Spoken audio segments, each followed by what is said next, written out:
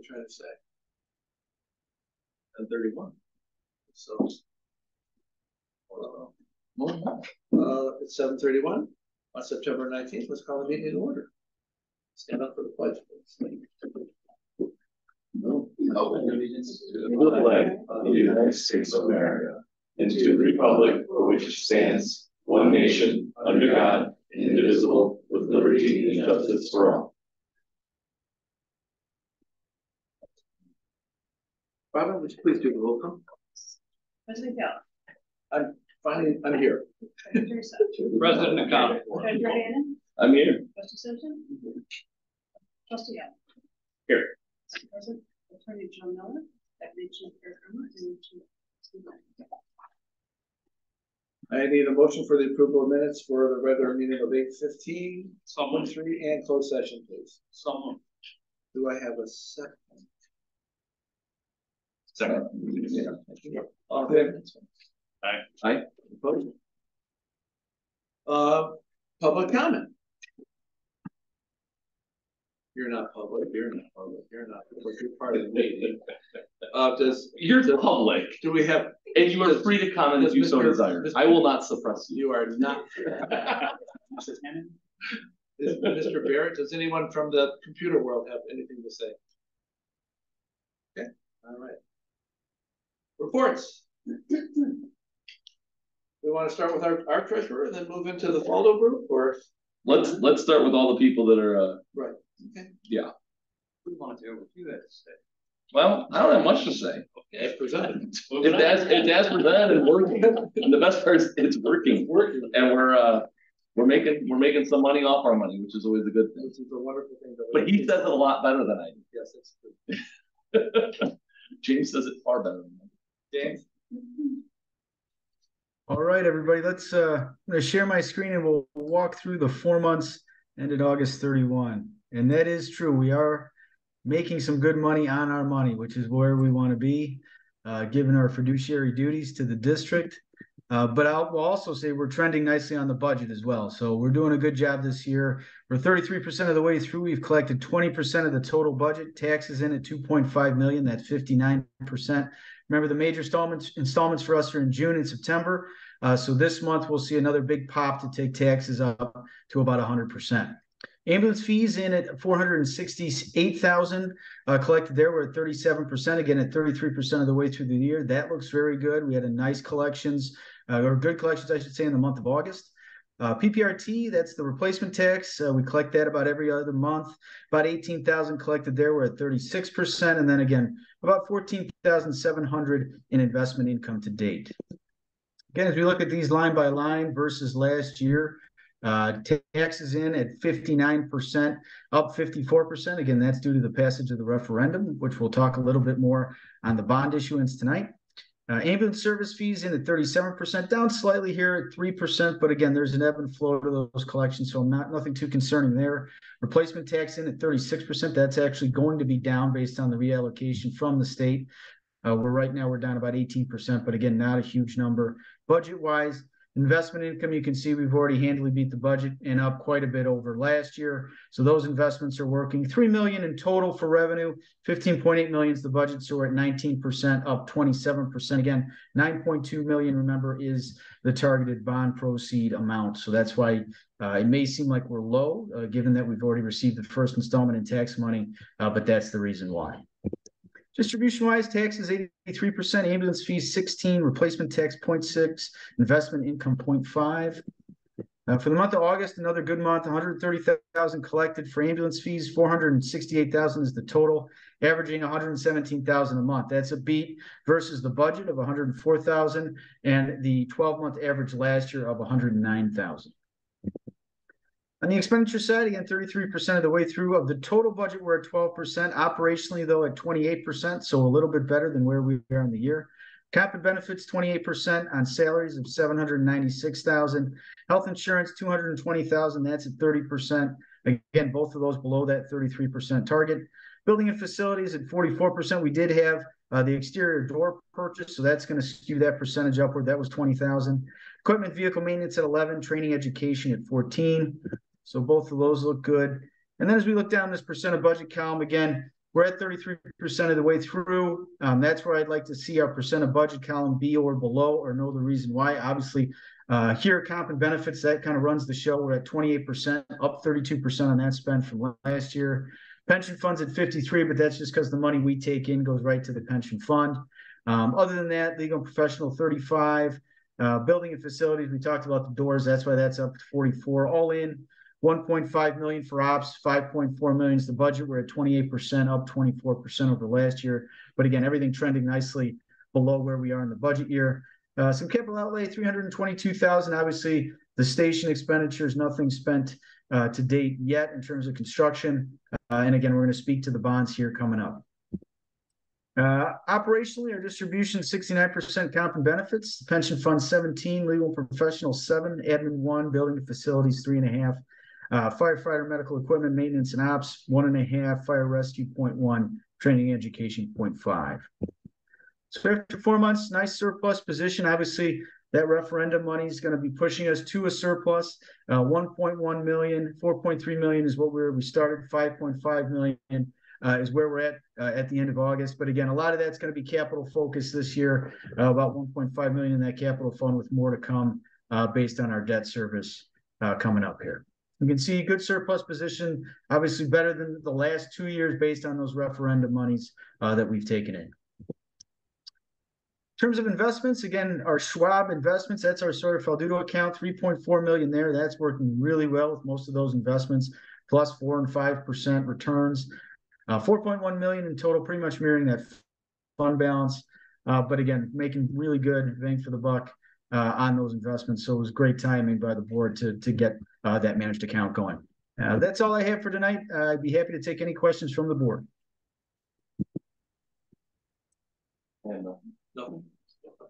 No, great. Thanks. You're welcome. Thanks, James.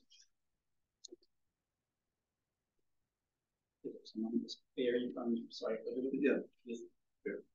don't think there is. No. He did.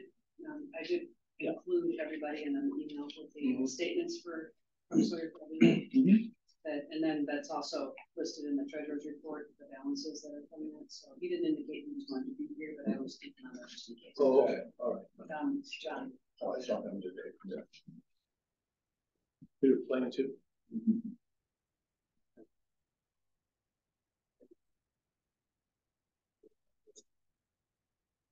On the bond. Yeah, That's the bonds, item. yeah. Okay. Anything further to add? I've got nothing else to add. I just keep an eye when you look through if you guys look through the Schwab stuff. Again, we're making money month over month, and then it's reinvesting as we want. So it's all like I said, we're making money on our money, which is what we're putting as a plan. I'll make a motion. So treasurer's report. second. Roll call, please. Anything else? Yes. Secretary Sauce? Yep. Treasurer Hammond? Yep. Trustee? Here. Yes. Chief, you have anything that you want to say? Yes, sir. Oh, no way. So this month, the Alliance Special Operations training was hazardous materials, and the topic was gross decon. So what happens when you go somewhere and you get a bunch of people that have been contaminated by a hazardous product, and you have to transport them to the hospital, they're feeling the effects of a hazardous substance they came in contact with. So the idea is to decontaminate them, at least to an extent, get them transported to the hospital. So that's a lot more complex than one might think it is. And we went through an incident. Thank you to the CEH paramedic class, because we had a lot of live volunteers, the students in that class. And so it's basically, you have to take them through, you set up vehicles, you set up master stream devices, wash them down with water, strip down kind of through an assembly line or kind of a process into ambulances and off. So good training, and hopefully we'll never need it. You actually got the hose down. Yeah. And that's the one. That's the training you wanted to go visit, isn't it? I don't want to hold the hose. Yeah, so again, set up master stream devices on a couple of vehicles, and they walk through the corridor essentially to spray down. Wow. That's crazy. And then the multi-company is in progress today, tomorrow, and the next day, and it's multi-family fires, so multi-family situation, which is one of the calls I'm going to be talking about in my report. It's a lot more complex. We kind of deviate from what we would do on a single family house fire kind of situation where we will take an engine and a truck company, marry them together, and they'll go in as teams. And then we split up the command functions, a chief for four, all that kind of stuff. So it's a little bit different. It's got its own challenges. Forcible entry is often challenged in those types of occupancy. So all of that stuff, search and rescue, horizontal ventilation, there are a lot of other elements to that. So that's what the training is this week. And I want to actually compliment our troops today, especially Andrew Martin. One of our members, Jeff Bester, is going through the process of becoming an acting officer, and Andrew Martin actually helped get him trained up along with the other officers, and he acted up in one of the scenarios and did really, really well. So we're getting our people spun up, and that's all good stuff. And the alliance training is so first world-class training that it's like going down to the State Fire Academy and taking class. Many of the same instructors and arguably better training. It's absolutely world class, and we did a great job of getting the guys spun off so we can bring it up. Incidents of note. So if you recall, last month I mentioned a couple of hazardous materials calls, and and another one actually at County Farm in Timber Creek. It was multi-agency. It was right on the border of our material stream. Because of our relationship, we worked well together. The state and county involved with cleaning up from a product in a waterway. So if you saw a lot of traffic over off the St. Charles Road and County Farm in that area, that's what it would have been for. It was hazardous materials response and cleanup effort. One of the businesses on St. I don't know that they, because it in fact impacted Winfield, which is why we were there, but it was upriver of our jurisdiction, and they were searching for a source. I don't know that on that particular previous hazmat call in that same area, they located a source. On this one, they had not. So I don't know that it was identified. If we find a source, can we find them for the? Yes. Okay. So those are pays ordinances, which we actually were doing in one of our other incidents. We had a structure fire on Windermere, which was a big community. So there's a lot to be said for this. This incident, it was a big event. It was well involved. Time of day, type of occupancy. There was a lot to it. Five total rescues, I believe, were made. One of the rescues succumbed to her injuries at Central Page Hospital. The rest of them were all saved. And I just want to point out there was a lot of people often use the term heroic, and this one was truly that. A lot of incredible effort from us and our partner agencies. So I'm going to start out the engine and medic crew first on the scene. Leah over on the back wall did an incredible job along with Lieutenant Tim Roman of holding down in intense conditions, holding down the egress route so that Tower 38 could accomplish a rescue out of the second floor under incredibly adverse conditions. Jeff Bester over there on the back wall and Seth Lamb were on the medic unit, ditched the medic unit because they had rescues off the second floor on the rear of the facility, called for a replacement ambulance and effectuated several rescues. Truly heroic effort. And our partner agencies as well. Wheaton's Truck Company working in adverse conditions to get a rescue. Carroll Stream had a couple of companies that were amazing. Their battalion chief who was interior on the two.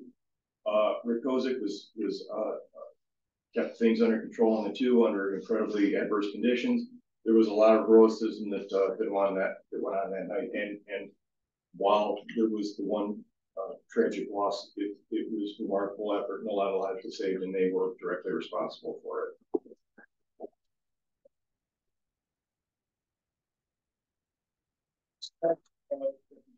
So in the Alliance, every month we have the county chief meetings for Red, Gold, Black Shift. And part of those are when working events, we will have after action reports, and we'll go through them so that we can all learn, grow, discuss all of that stuff. And the after action reports from two of our incidents last month were in the battalion chiefs meeting. Those have been printed out and distributed to the board. And we'll start out with Chief Firmer, if you could give a quick overview of the after action from that meeting, please. So with the Windermere fire, they came in at about 4 o'clock in the morning. Again, arrived, you'd see the fire. That was about all of about 10 minutes into the fire is the picture of that one. It's right on the road. It sounds like we've had this fire similar before, about 6 years ago, about 5 years ago. And they catch on the back and they end up in the roof. So nobody gets notified because it burns up and above them and the smoke detectors don't go off. So that's why there's there's no firewalls and there's no firewalls going into the attic space. This was the same building or a different building? Different building, same complex. And same building style. Yeah, they're all they're same all building the style same. there. Same neighborhood, same construction, same construction after. Right on scene, first companies obviously recognized that there was substantial fire and went to work. As the ambulance company came around, there were 2 people on a balcony calling for help. We were getting phone calls from Ducom that there were multiple people trapped, multiple calls from inside. So everybody went to work. The ambulance crew, like you said, made the rescues off the balcony. Well, at 10 to 31, took a line interior. Got up to the top floor. We were getting phone calls that there were people trapped. Recognized that 2 of the doors were open on the first floor, so it probably wasn't there. Second floor, the door to the right was open. Tim recognized that, so he assumed that left door that was locked, they forced entry into that. And sure enough, Tower 38 directed them in there, and they were met with a wall of fire coming right in through the back slider. And Leah and Tim, you could probably say what you saw, and it was orange, is all Tim said. They held it, called to the towers that she's got to be back that way, and sure enough, they made the rescue and brought her out. He said the squad from Carroll Stream made a great heads-up call, listening to the traffic, went straight to the rear of the building and started putting water directly on it, and that was just good firefighting tactics. They kind of looked, anticipated, and took it upon themselves to go back there, and they went to work back there heavily again. While they were inside running, flowing water, 27 was in the rear. I think even Chief Day ended up on the panel pumping for them because they were so spread thin, and people been in their search, doing rescues, and trying to run a hose line. I think you ended up on the hose line back there off 27 also, didn't you? So there's a lot of pretty exceptional work done all the way around by everybody. What's that? A lot of coordination, sounds like. A lot of coordination. Different. And I'll be honest with you, that we got, as the tender called out, he says, I got a fake hydrant. And so we had a bad hydrant, and he had to go get the other one. The police officer was the one, they dragged 5-inch hose 300 feet to get to this next hydrant down the road. And those 2 did it, and they did it in a couple of minutes. It was impressive. Yeah, Jake Armstrong was actually on duty days upstairs. He also deserves an incredible amount of pivoting on that. And nobody expects that. The yeoman effort between him and was, I think the officer was Mike DeWitt. Winfield PD made water happen. They did in rapid order after that event. Well, what's a fake hydrant? Broken. Is that broken? There's a picture So in there's a your picture in the packet. If you go through, and what had happened was a contractor had actually did it. We found this out through investigation. Oh, We yeah. did the water department. Oh. He went to go put his wrench on and just fell over. He didn't have the time. It was 4 o'clock in the morning and things. Nobody expects to see that. He called out, fake hydrant, got to go get an alternate water supply. Great communications.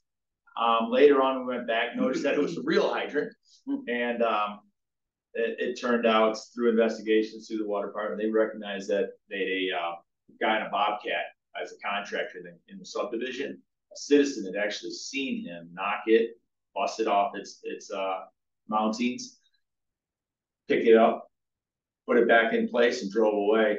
And neither the person who did it nor the citizen called and let anybody know that it was. The water department was awesome. They went, checked every other hydrant in that entire complex. Every one of the hydrants is working. That was the only one that they found. But they, of course, it's that one. You know, isn't that absolutely amazing? So no, it was Ty was really great. He came out, worked with us, checked all the hydrants, ensured that we didn't have any other problems, and he did a good job. So it's been nice working with him. So that's any questions about the fire overall? Oh, I got a question that isn't directly related to the fire, but indirectly. Somebody knocks over a hydrant, doesn't tell them. What kind of responsibility do they have as a result of not being able to put the fire out? Somebody died in the fire. That's something for the village to pursue. The village is actually pursuing that. They're looking into it and where that goes. But that hydrant obviously didn't work. Prior to that, well, because water would have come up. No, not necessarily. No. Until you turn it, Okay. it won't come off. The valve is down under the street. I know a long time ago, I had a fire hydrant. It will. They're actually made now to break free, Okay. so that doesn't happen. And so it actually breaks free when something does hit it. So if a car hits it, it doesn't just end up destroying, killing somebody. So they're actually made to break off like they did. And you can see that stem. There's an assembly, almost like a fuse link right there, and that's exactly the way they're supposed to go. So that doesn't happen. So the next one in your, it was distributed was, again, hazmat month again for Winfield. We had a motor vehicle accident with an 18-wheeler carrying 7,200 gallons of gas. It got knocked over, blocked all 4 lanes of Roosevelt Road. And a car hit the tractor, and it just. Yeah, in fact, we got video of it. The car came off, was making a turn in front of him. He tried to swerve to get out of her way, and it hit it. You just see it just kind of go, just hit it just enough. Well, he was trying to turn to avoid the accident. Both her car and his car had a dash cam that caught the accident from both directions. Oh, well. Yeah. So it was literally the hottest day of the year. We were out there for over 7 hours, I believe. So the trucking company was awesome. They had a remediation company that was en route almost immediately. They did an amazing job. Alton, I think was the name. Alton. Oh, thank you. And it was they were amazing to work with. It just took a long time because there was a lot of product. The weather conditions were conducive to something potentially going wrong, so everyone took a slow down. For condition. So, and then you can go in with their. Yeah, I mean, these are, you don't see these. Like, I was talking to the owner of the trucking company. He runs about 360 trucks between here and Canada through the Midwest and out there. And he will have this incident about every 2 to 3 years. Wow. Of course, we all, on our scenes, we all talk about it, and this will be the first for all of us in our career for the most part, and hopefully it's the last. Maybe. So with that, the response was really impressive, and I think that at the end, we had the Swiftwater response last month, we had this response, a hazmat response, and really kind of what Chief kept reiterating at the battalion chiefs meeting is I like.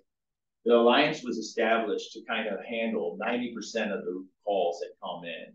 And when you look at the specialty rescues, you look at this fire that we had, and we look at this hazmat that we just had, and the alliance really was able to handle that with the response that we have and the agreements that we have. Hanover Park really was the game changer here. They have a really decked out hazardous materials truck. Quite a few techs that are pretty into that stuff came down. The big thing there was bonding it and grounding it. So that now, because of all the vapor, that was our biggest concern. It was so hot, it was giving off a lot of vapors. We didn't need to spark something off. Yeah. So they grounded it, and they had all the equipment. They knew how to do it. And so then it was a matter of like working with the cleanup crew. The West Chicago took the hazardous materials. They came in from the west. Wheaton was coming in from the east along with our guys, and they took the EMS side of it and kind of then started helping with the dike. 0% of the spill got into any of the storm sewers. It was that everybody got out, knew exactly what to do, and started into their diking and then blocking all the things. That was the part. 0% of any of the spill got into any of the soil. So with that, made the cleanup possible and made a bad situation not so bad. So we ended up pumping off over 4,000 gallons of fuel on it, I think. That's what they finally said, or I don't remember. I think it's. It was pretty cool. 7,000 gallon tanker, and it wasn't empty. They said half full. Yeah. So, And that was that fun day, and So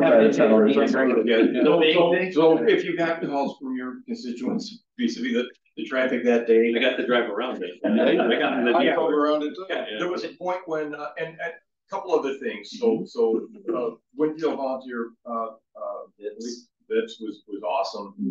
Police was awesome. Casey's, they were in the finishing touches of getting that thing ready to open. They didn't all stop and open it up, cool things off, so we could use that for a cooling center. There was a lot of wonderful support for us in our operation. And yeah, in my own case, when I actually went out to get food at midway point for the operation, it took me, I think, about an hour to get from the scene to a local sandwich shop and back because of the traffic that people endured. So it was. And you've got blinky lights. We've had some big calls in the last month. Yeah. And it's been good. I mean, and how was that? You had the wire down on Manchester, and you had two separate water main breaks on Williams. Yeah, it was an active Winfield that day. Yeah. It was great trying to get home. So other calls over the course of the last month. There were other calls? Yes, we Deputy Chief 31 assisted Wheaton on a structure fire on Shetland. Tender 31, Medic 31, me and Deputy Chief assisted Wheaton on a structure fire on Stonebridge on 5th of September. Tender and Medic 31 assisted West Chicago on a structure fire in Carriage on the 6th. And we had a rollover accident with a fatality on 14th. We were assisted by West Chicago, Wheaton, Carroll Stream, and Winfield.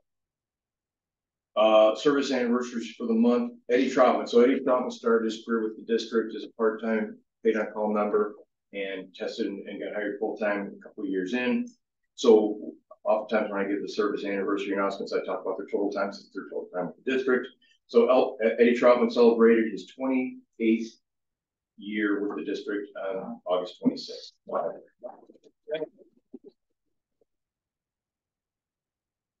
In terms of a fleet update, there's a group of us going out for final inspection on the new engine on October 2, 3, and 4. Obviously, the final assembly is underway. The new ambulance, the latest update was still, it's expected late in 2024. Engine 31 currently is out at the shop for transmission repairs. Tender 31 will be going out after we get engine 31 back. The old white ambulance, Medic 31, is also out for repairs at the moment.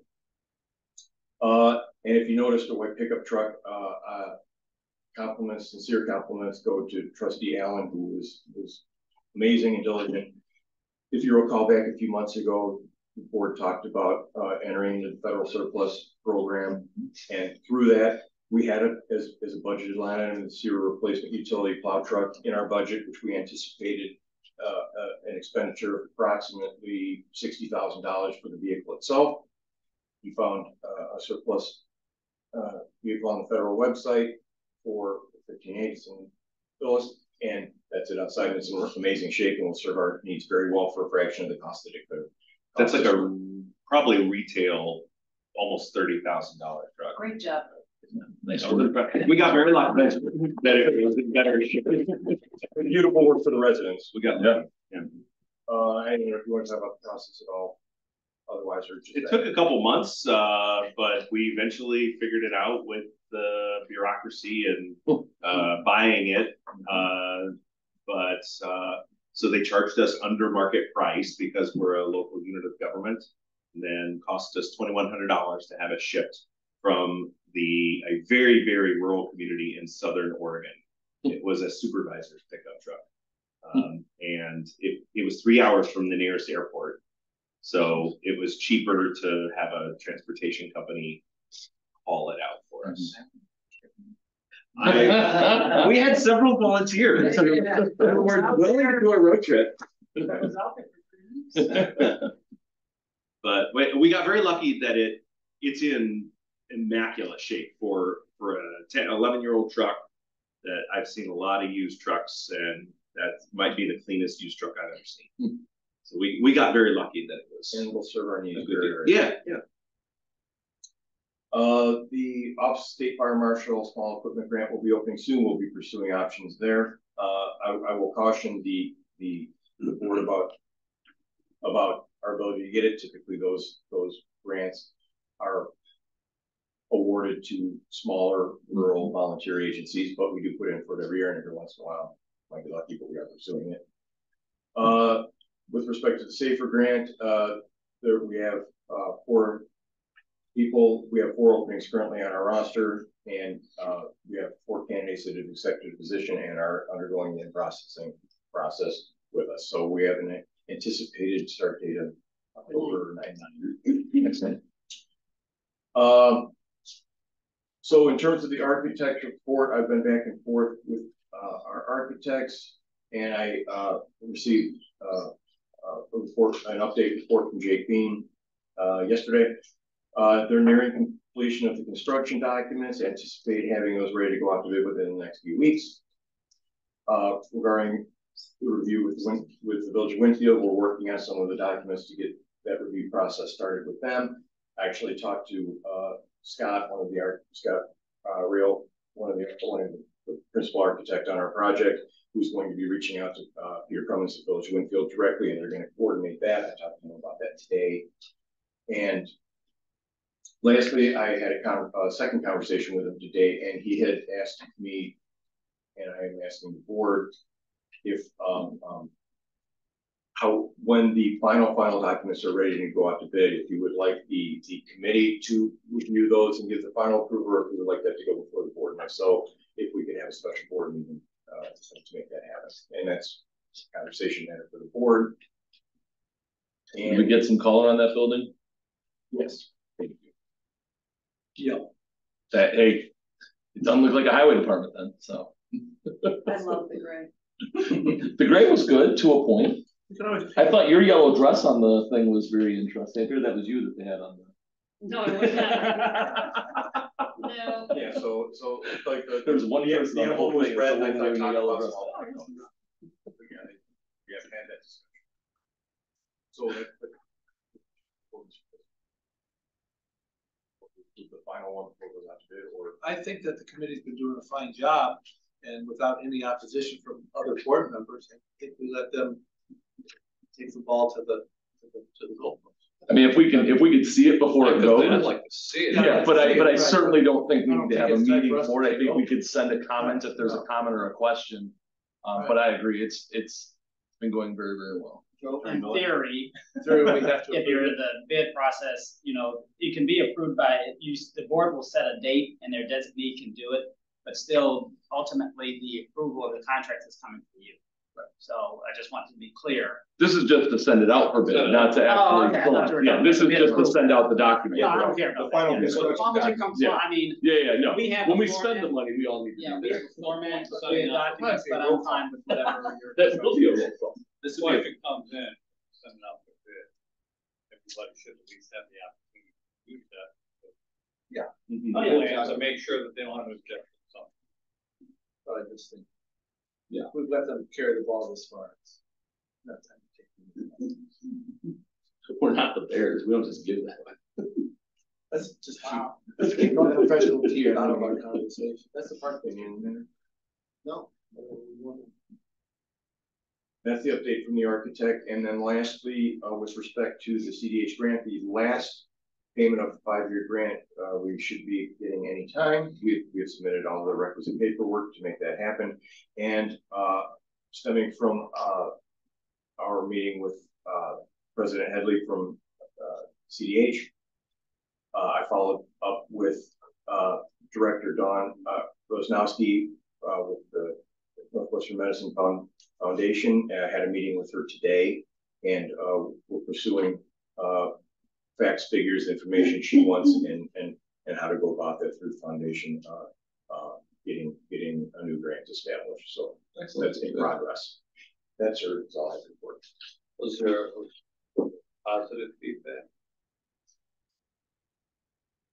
Yes, it was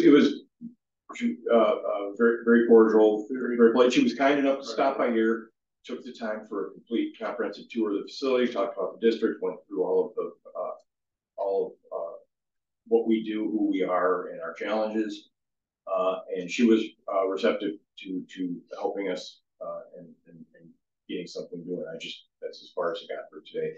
It's going to be several follow-ups between she and I and other staff for where it goes from here. But it was a positive first meeting with her. Yeah, great. It's great. Yes. Have you completed? Yes, sir. What are you doing in your free time? You start writing next month. Yeah. You have anything to say? Yeah, a couple things. We'll have to work with James. It's that levy time of year. Okay. So one of the things we'll have to decide is if you guys are going to do just stop at 5% or do 6.5. I don't know what your new growth is. In theory, I guess I should have lived down the street, but I'm not sure what that is. We've seen from the assessor's office as far as any estimates. So that's just be aware that we'll be looking at that. Obviously, if we're doing the 6.5, we'll do truth and taxation. We do that every year. Yeah. So, well, okay. Do you guys always do? Okay. Yeah. So, which is good. So we'll have that. Also, there's a couple of trustee training things coming up. There's one on October 21st, Lyle Woodbridge. I'll be there. All right. I'll see you there. Are you going to be there in person? I will be there in See, person. there you go. Yeah. That's why I said I'd be there in person. Yeah. Did you respond that you're? I thought you did. If I didn't, I'll be there in person. Okay. I think I'm the one talking about marijuana, but who knows? We'll figure that out. Does anybody else want to go? yes. I'll go. Okay, Then I may have to attend online. I'm working. and both are available.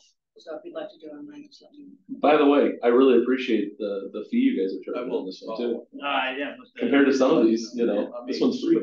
That's a good thing. Oh yeah, from the NIFPD. Yeah. But that's not Normally those things are $100 bucks. It's 8 to noon, right? 8 to noon. 8 to noon. The 21st. The 21st. Then At there's Lyle's main station. Phil, Yes, do either one of you want to go? I'll go. If you do not have your trustee training certificate, there's a training November 3rd and 4th in West Chicago. I think all of you guys have it. Does everyone have it? No, I don't. So you may want to attend, because the 21st one, which will be good for information, is more designed for that 3-hour update that you have to do if you have the trustee training certificate. The November 3rd and 4th is for the trustee training certificate. So that's the essential. That's the big one. That's the essential. trustee training. Yeah, So that's why it's 2 something, days. if you're able to, George, you would that you're supposed. So, and it may be online as well. I'm not sure. Dollars is Yeah. potential loss. Yeah, it may be online as well. I'm just not 100% sure about that, so I'm not speaking to that. And we will have to go into closed session. Other than that, that's all I have. Right. Very good. Any old business? Motion to approve the consent agenda. Second. Anything other than the run report that you'd like to talk about, Rob? No, just we're up on calls now. It's looking like it's starting to gain ground again. Yeah. Yep. Bit by bit.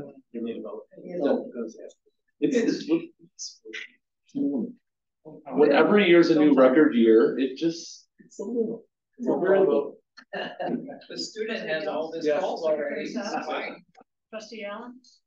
I'm sorry. Roll call vote. Yes. Treasurer Gannon? Yep. Trustee New business. Was that for the consent agenda? Yes. Yeah, the consent agenda. We have a consideration of ordinance providing for the issues of sale of not to exceed 8.5 million of general obligation bonds, alternative revenue source, in quotations, for the purpose of building and equipping a new fire station.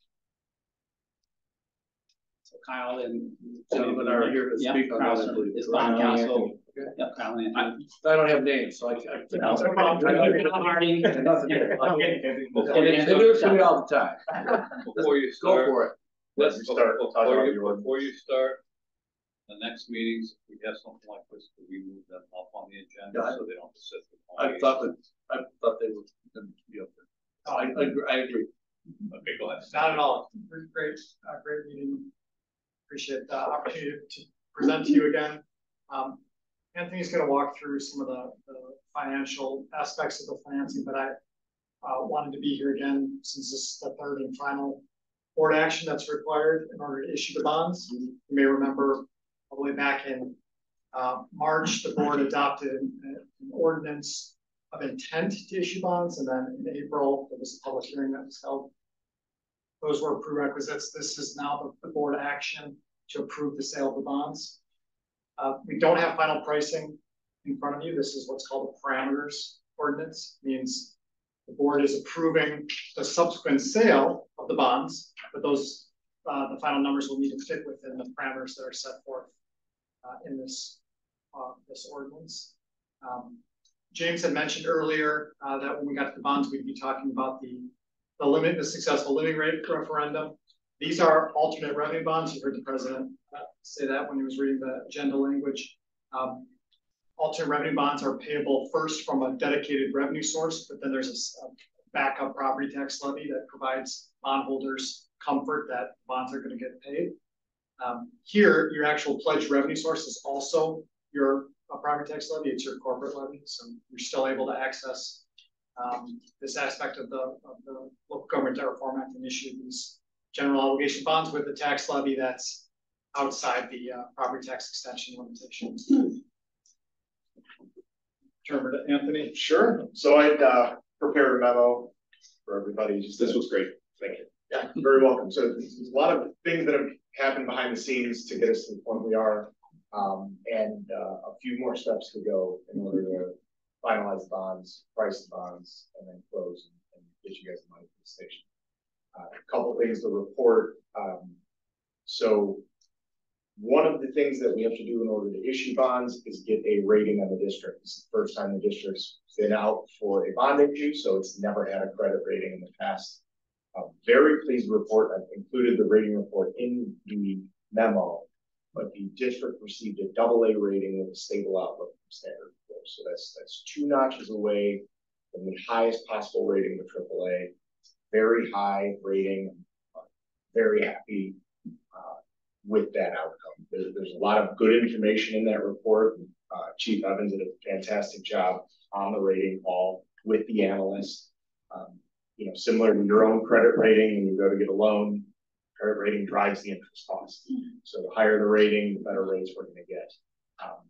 There are not a lot of fire districts in the AA rating category, and I mentioned that in the memo. So I think you're kind of in rarefied air of that. Illinois fire districts at a very high credit. That was one of the big hurdles, and we've kind of overcome it. We've gotten the credit rating.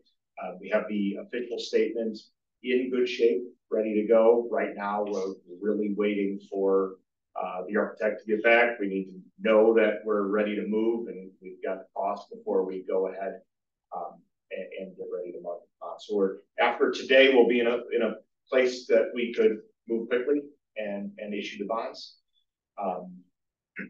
One of the other items that is in the report is the appointment of an underwriter. So an underwriting firm is the broker-dealer firm that markets and sells these bonds to investors. We had prepared a request for proposals to send out. We sent it out to 5 underwriting firms. Spear, as well as the chief, reviewed all of the responses. We reviewed 5 responses. Based on our review of the proposals, we looked at experience with similar issues, issues similar to what the district is offering in terms of other fire districts, also 25-year obligations, similar size. We looked at that experience as well as their plan for marketing the bonds, why they'd be successful in marketing the bonds, getting the best rate possible. the resources available from the firm in terms of marketing and selling bonds, as well as the fee. Based on all of that information, just a quick summary of the report that we had come down to Robert W. Baird and Company as the best firm that had presented to us based on a combination of all of those factors. So they're ready to go and sell the bonds, and we're ready to move once, pending approval tonight, and then getting some information on costs, so we're comfortable that we're not going too far afield with borrowing. So, have to answer any questions related to the memo report. I just have one question. Is interest rate no higher than 5.5? Is that realistic anymore? Yes. It is. Oh yeah. We're fine under that parameter rate. Okay. Yeah, we're looking at about. So I did actually put in this report the very last attachment our preliminary numbers, so you get a sense of where we are right now if we were to have issue. Just to give you a look at that, we're at about all in 4.3%. And then that parameter is actually a parameter on the coupon rate for the bonds. Common coupon rate that we're going to see on the bonds is 5%. So we're good under that now. Yes. I just want to say this, the personal comment, when it came to figuring out the brokers and all that kind of stuff, the information that you guys have put together, Chief had forwarded all to me as well, and it all was just very well put together, made it a lot easier to understand, and for someone who doesn't know a lot of this stuff, it was nice to see that we all kind of came to the same agreements and same thought process, even with it not being on the, me not being able to make a call. So I just appreciate the way you guys put that all together. So thank you. That was very, very helpful. Yeah, they did a great job. I've worked with both these guys, Kyle a lot more than even Anthony, but even Anthony and I have done a few things over the years. And, we obviously, we went through as a board, the last board meeting, I think it was, we went through the preliminary official statement. And but Kyle had caught almost all of the things even that were in there beforehand, after we had talked about it and before I even sent my email out. Because the way I do it is kind of some of the things I'll go through with you guys together as a group. I'll review it and then ask you guys to review, and you guys were great as well. So they made this actually relatively easy, and that's been my experience with them over the years anyway. With Kyle will go back a long time, and Anthony will go back probably within the last 5-6 years. We've done some things. I know we did something in Vincent like 3 years ago, and it's always been easy. So they did a great job for you guys for sure. And now let's get you a new station. That's right. And lastly, if I may point out that it has been an amazing deal with Anthony's leadership. It's really helping out a lot. I can't thank him enough. I had a question on the memo. You sort of gave us a summary of some of the parameters, and one of those was that we had an annual principal payment that would be no higher than $650, and it looked like our average was, or our plan was $600,000. So does that essentially only allow us to make an additional $50,000 per year payment towards paying off debt early, or are we essentially not allowed to pay off debt early? So 2 things on that. So the parameter is in how we structure the bonds. So what that is doing is it's limiting our ability to put more principal in 1 year than $650,000. Because with a bond issue, unlike a mortgage that is just a level debt payment, we can actually put principal in any year that we would like and kind of change that payment structure. This is the parameter sets that we can only do really a level structure here, and we're trying to do that. The way that, separately to your other point, the way that this bond issue works is the bonds will not be callable until 2033. So you wouldn't be able to next year put more money towards principal like you would your mortgage or your car loan that is refundable at any time. So once we set that payment after we sell the bonds, that is going to be the debt service payment that you make up until 2033 when the bonds can be refinanced. You can put more money towards them. If interest rates are lower at that point, we can refund them for savings. But the payments schedule will be fixed, and we'll be allowed to enter. The chief will be allowed to enter the purchase contract so long as it fits within those parameters. Thanks.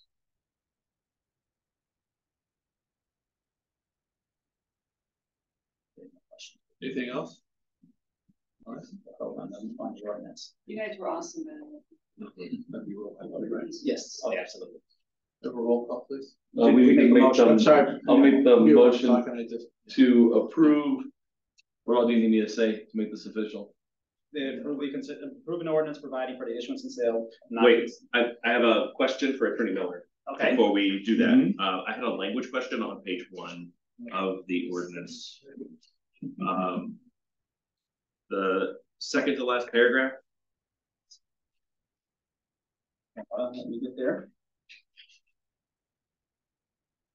Okay. The whereas the estimated cost of the project. Yes. Okay. The last line on that paragraph says on hand and lawfully available.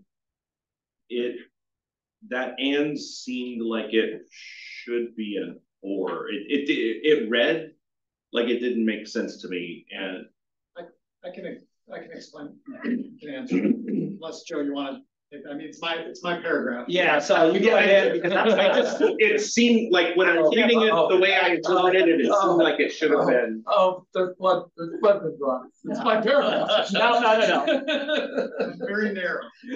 Expertise. You're coming off the pay clock, we want to pay you. We're all getting paid.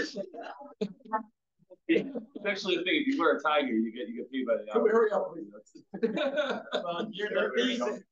One's on the end that's not long. That's not long. So what we're saying is the reason we need to borrow is because we do not have funds on hand that are lawfully available in the amount of $8.5 million, or that even if you did have that are not otherwise needed for some other purpose. So we're essentially saying, this is that the discretion of the board, we need to go into the market to borrow. Okay. We don't have sufficient funds on hand that are lawfully available. Okay, just the way I interpreted it, it looked like it should have been an order. So I just want to make sure it was okay. All right, that's the only one I had. And let me just comment, because we talked about actually all of the fees for Kyle's office, for Anthony, for us are paid out of this. So you're not, like I'll send Anthony at some point like an invoice that'll have actually all of the things, entries I have, but you're not paying that out of that. Just since we're talking, doesn't there the comment about everyone talking, so I just wanted you guys to know that as well. Thank you. Thank you. So I will then make the motion to approve ordinance number 2023-352, providing for the issue of not to exceed 8.5 million general obligation bonds, series 2023.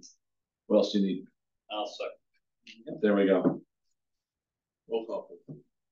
President Gales. Yes. Secretary Sass. Yes. Treasurer Gammon. Yep. Mr. Simpson. Yes. Yes. Good job, everyone. Just so I asked you guys, what page do you need signed? There's also stuff. Yeah, Because there'll be when we sell the bonds, there'll be a stack of. So none of this has to be, well, the ordinance does not have to be signed at. Not right now, because we're gonna be coming back and with additional closing documents. What's critical is that it was adopted. Okay. Doesn't have to be signed. I was gonna give you a big. Thank you. yeah, you'll get it like a FedEx thing. It'll have the little. Yeah. Like the president. Yeah, you will get that from us. Thank you. Big box. And who all gets to sign that? Thank you. Thanks, guys. Appreciate it. Thank you very much. Appreciate it. We'll move you up next. We'll make you laugh. No, we have Close. They were close. So much more to this. Yeah. There's so much.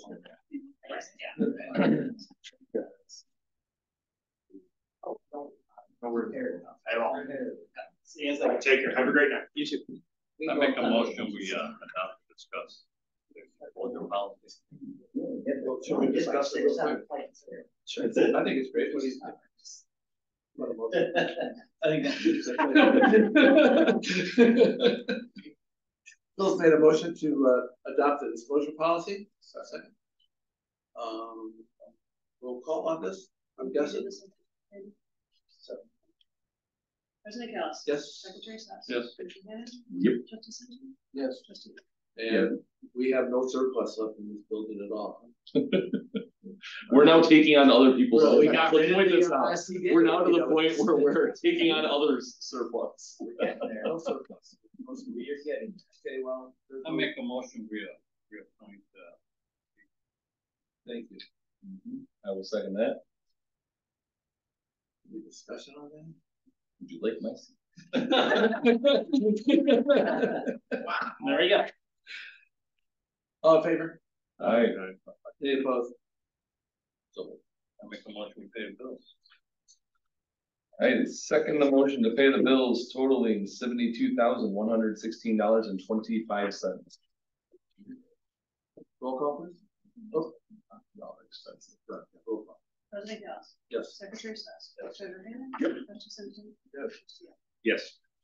And I need a motion to move into closed session. Move to closed session. Discuss the appointment. For this, Appointment, employment, performance, compensation, benefits of specific employees of the district pursuant to section 2C1 of the Illinois Open Meetings Act. Who made the motion? I'm sorry. I did. Rob did. And then who seconded? Whoever you like more. Okay, Square, all right? Yeah.